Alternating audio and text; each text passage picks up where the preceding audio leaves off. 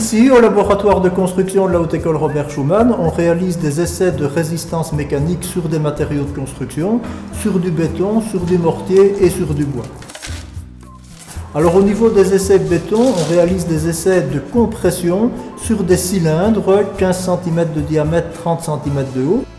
Les propriétés mécaniques d'un béton dépendent beaucoup du respect des proportions.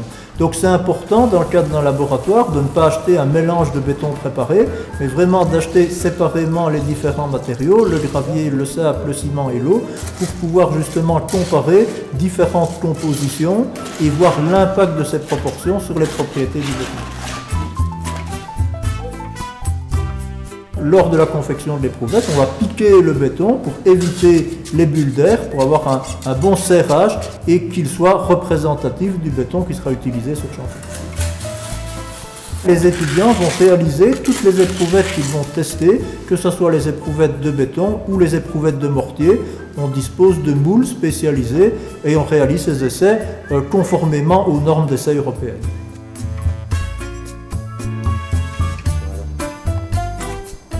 Nous réalisons aussi des essais sur des éprouvettes de bois, que ce soit sur du bois sec, sur du bois humide, pour vérifier l'influence du taux d'humidité du bois sur ses propriétés mécaniques.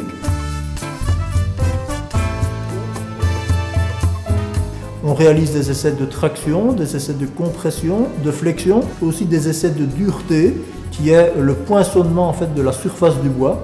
On peut aussi réaliser des essais sur des produits dérivés du bois, comme des panneaux USB, des panneaux MDF. Et on réalise aussi des essais pour mettre en avant l'influence du sens de la sollicitation vis-à-vis du fil du bois. Dans le cadre du bachelier en construction, ils ont en première année un cours de 4 heures au laboratoire où ils réalisent des essais sur béton et sur mortier. Et en deuxième année, ils ont un cours de 6 heures où ils réalisent des essais spécifiques aux matériaux bois. En ingénieur industriel, il y a également un cours de 8 heures qui est donné en deuxième bachelier ingénieur industriel dans ce laboratoire pour faire le lien avec le cours d'introduction au génie civil.